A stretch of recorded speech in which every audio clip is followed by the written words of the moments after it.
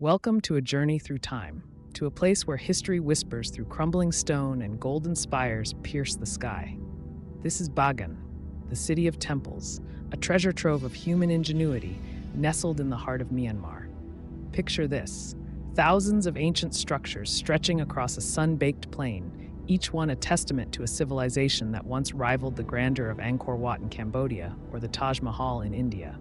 If you've followed our explorations on Real World Channel, you might feel a spark of recognition. These temples carry the same spiritual and architectural DNA as the great monuments of Southeast Asia. But Bagan, it's a story all its own, one of glory, tragedy, and a fight to defy time itself. So let's dive in, with wide eyes and open hearts, to uncover the secrets of this sacred city. Bagan is more than just a collection of ruins. It's a snapshot of a golden age, a kingdom at the peak of its power from the 9th to 13th centuries. Imagine a bustling metropolis home to over 10,000 souls, where kings and monks walked side by side, and every brick laid was an act of devotion. This was the cradle of Myanmar's civilization, a place where Buddhist faith and Indian influences wove together to create something extraordinary. Temples like Ananda, with its gilded spire soaring 55 meters high, or the pyramid-like Damayangi, unfinished yet hauntingly majestic, stand as silent witnesses to an empire that once commanded awe. But like all great empires, Bagan's light eventually dimmed, leaving its treasures to face the ravages of time, earthquakes, and human hands. Let's start with the temples themselves, each one a masterpiece of engineering and faith. Take Ananda, built around 1105 by King Kyansitha. Legend has it that 8 monks from India, claiming to have lived in a mythical Himalayan temple, inspired its design. They spun tales of divine architecture so vivid that the king entranced vowed to recreate their vision. The result? A breathtaking structure, its golden spire gleaming under the Myanmar sun, adorned with intricate frescoes that have survived centuries. These murals, painted in the 17th century with natural pigments and sealed with neem tree resin, depict daily life in Bagan's royal city. Vibrant, human, eternal. The neem resin, bitter and sticky, kept insects at bay and locked the plaster to the walls, defying 500 years of decay. It's a reminder of the ingenuity of Bagan's artisans, who crafted beauty that still speaks to us today. But not all stories of Bagan are so serene. Enter Damayangi, the largest temple in Bagan, a colossus of brick that looms like an Egyptian pyramid. Built in 1170 by King Narathu, it's a monument steeped in blood and regret.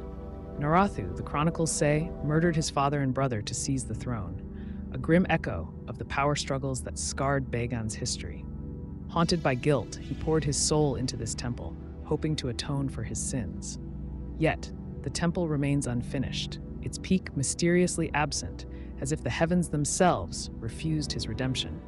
Some whisper that Narathu's enemies, or even his own people, sabotaged the project after his assassination just 3 years later. Others say the temple's unique pyramid shape, unlike the traditional pointed stupas of Myanmar, hints at a bold architectural experiment cut short.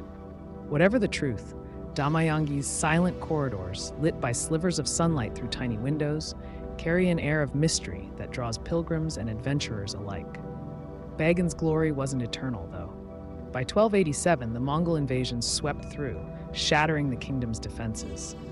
Archaeologists puzzle over why such a mighty empire crumbled so swiftly. Some point to overinvestment in temples, draining resources until the kingdom was too weak to resist. Imagine a city so obsessed with building monuments to the divine that it forgot to fortify its walls. It's a cautionary tale, not unlike the myths we've explored before. Stories of civilizations that reached too high and fell too fast. As the population dwindled to a mere village, Bagan's temples were left to the mercy of nature. Earthquakes, like the devastating 6.8 magnitude tremor on August 24, 2016, reduced hundreds of structures to rubble. In seconds, centuries of history vanished in clouds of dust. A heart-wrenching loss, not just for Myanmar, but for all of humanity. Yet, Bagan's story isn't one of defeat.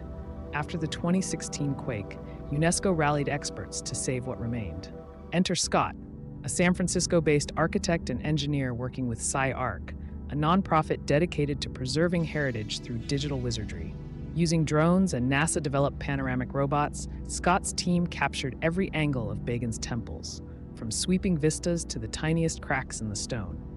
These images, processed in Silicon Valley, became 3D models that guide restoration efforts. One temple, Suleimani, was flagged for urgent repair due to its cultural significance. Its five-sided facade, a rare design, has endured dozens of quakes since the 11th century, but Scott warns it may not survive another.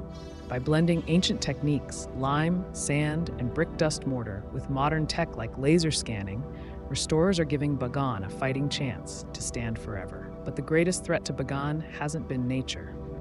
It's us. In the 1970s, Myanmar's government launched a restoration campaign that, with good intentions, did more harm than good.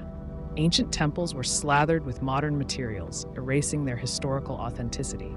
It was a cultural tragedy, one that led UNESCO to withhold World Heritage status from Bagan, despite its undeniable significance. Imagine artisans painstakingly carving bricks 1,000 years ago, only for their work to be buried under concrete. It's a stark reminder that preservation must respect the past, not rewrite it. Today, experts like Win Lei, a Myanmar architect, are cataloging Bagan's 3,000-plus temples, a Herculean task given the labyrinthine plains and missing records. Some temples, hidden in the overgrowth, have never been mapped, turning Win Lei's mission into a real-life treasure hunt. What makes Bagan so captivating isn't just its scale, but its soul. The frescoes in Suleimani, showing women bathing, raise eyebrows for a religious site. Scholars speculate they were tests of moral resolve for monks, a glimpse into the human struggles beneath the divine. Meanwhile, Ananda's legend takes a darker turn. Some say King Kyansitha executed the monks who inspired the temple, or buried them alive to guard its sanctity. These tales, though likely exaggerated, add layers of intrigue, much like the myths we've debunked on our channel, stories that blur fact and fiction, but reveal deep truths about human nature. As the sun sets over Bagan, casting a golden glow across its spires, you can't help but feel the weight of history. This isn't just a city, it's a mirror reflecting our ambition, our faith, our flaws. From kings seeking salvation to artisans defying time, Bagan's story is ours too.